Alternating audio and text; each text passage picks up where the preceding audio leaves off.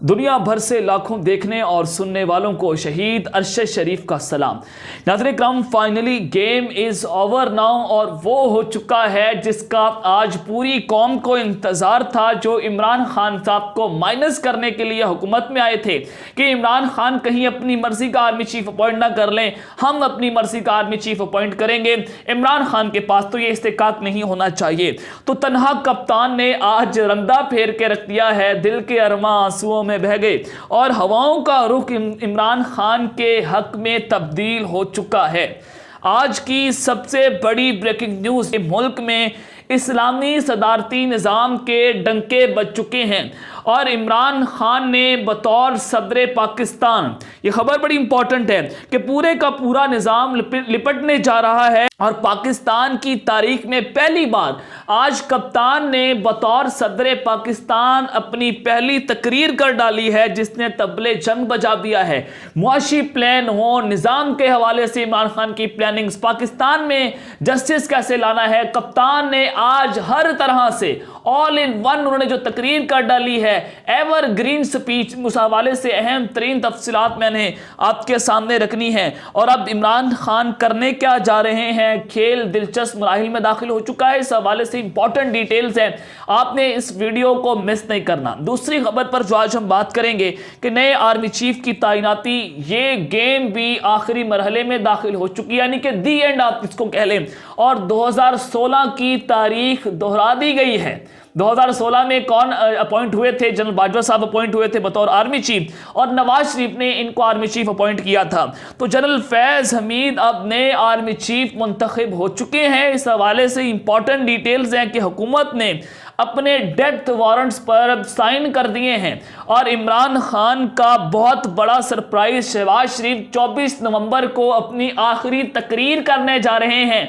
इस हवाले से भी अहम तरीन तफसीलात आपके सामने रखूंगा। और तीसरी खबर पर जो आज हम बात करेंगे कि जनरल बाजवा की मेज पर इंतहाई खतरनाक रिपोर्ट खुफिया एजेंसीज ने इस वक्त तहलका मचा के रख दिया है। वो रिपोर्ट बहुत खतरनाक है, उसमें क्या लिखा गया है, अवाम ने क्या इस वक्त राय पाई जा रही है, ये तमाम तफसीलात आपके सामने रखूंगा। लेकिन अगर आपने चैनल को सब्सक्राइब नहीं किया, चैनल को लाजमी सब्सक्राइब कर लें, बेल आइकन को दबा दें, आने वाली तमाम अपडेट्स आपकी खिदमत में बर वक्त पेश होती रहें। नाज़रीन इकराम, इस वक्त नए आर्मी चीफ पर लड़ाई इंतहाई खतरनाक हो चुकी है और हुकूमत और इस्टेब्लिशमेंट एक दूसरे के आमने सामने भी हैं। हुकूमत आसिम मुनीर साहब को, जो कि 27 नवंबर तक की जो सीनियरिटी लिस्ट है उसमें पहले नंबर पर हैं, लेकिन ये सीनियरिटी लिस्ट 29 नवंबर तक जो है वो अपडेट होगी और आसिम मुनीर साहब जो हैं वो 27 नवंबर को रिटायर हो जाएंगे।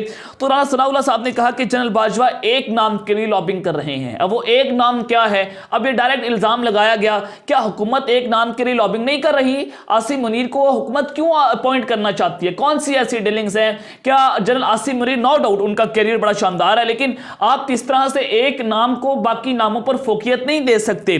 जावेद लतीफ ने कहा कि पिछले 8 माह में इदारों के कुछ लोग इमरान खान को रातों में मिलते रहे। डायरेक्ट जनरल बाजवा साहब के ऊपर ये उन्होंने वार किया है।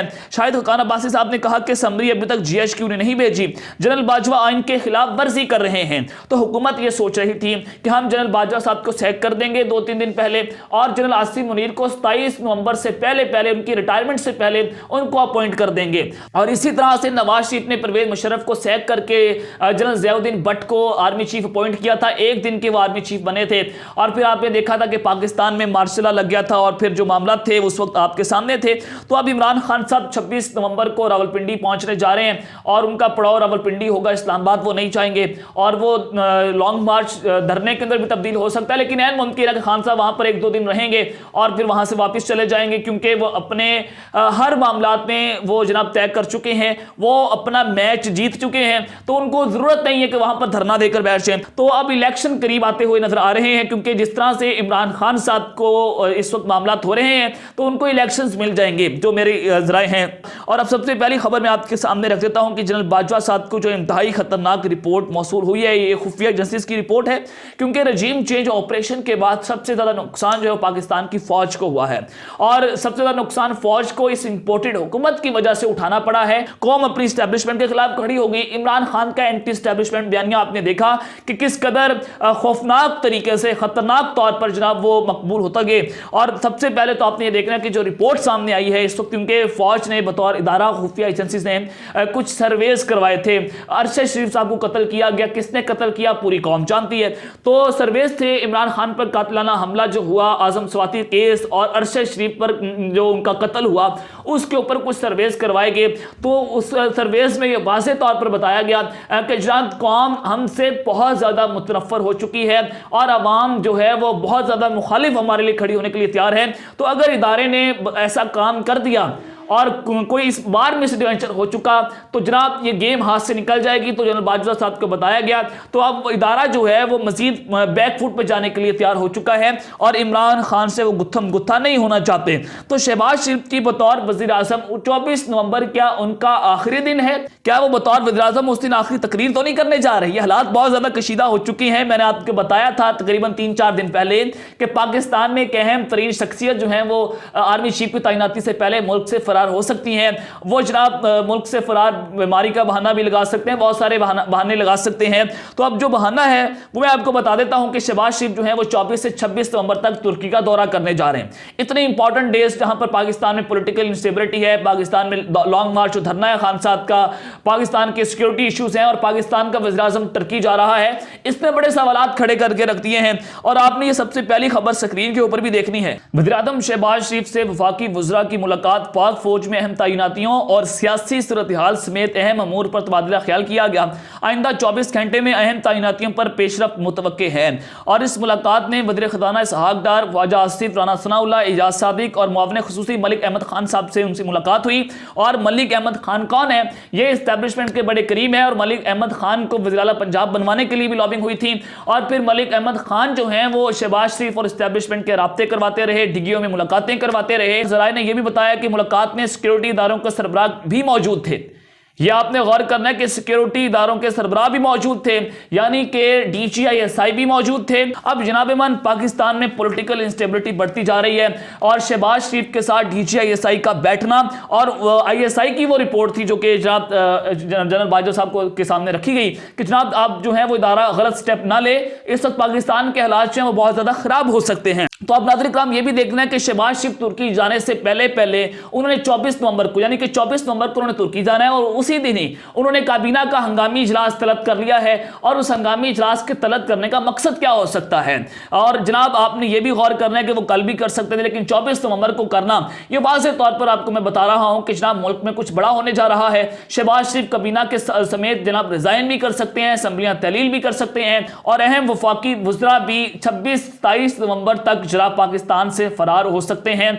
और उनको भी वाज़ेह तौर पर नजर आ रहा है कि मुल्क के हालात इस वक्त अच्छे नहीं हैं और निगरान सेटअप का ऐलान हो सकता है।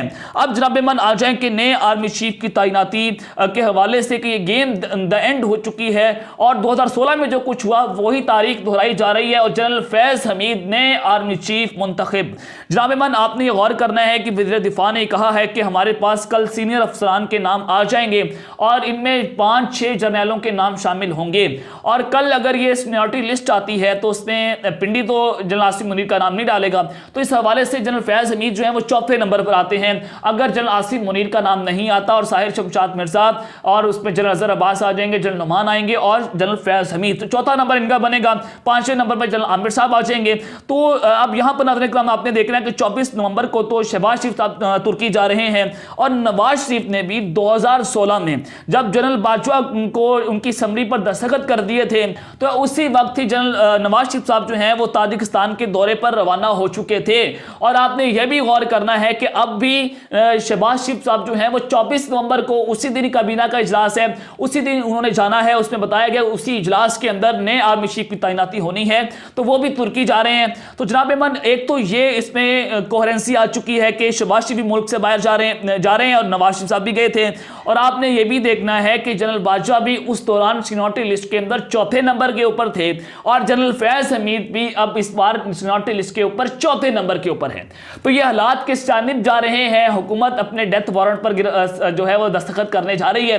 क्या ये वही नाम तो नहीं है जिसके लिए जनरल बाजवा साहब लॉबिंग करें, जो इल्जाम लगाया गया है राना सनाउल्लाह की जानिब से?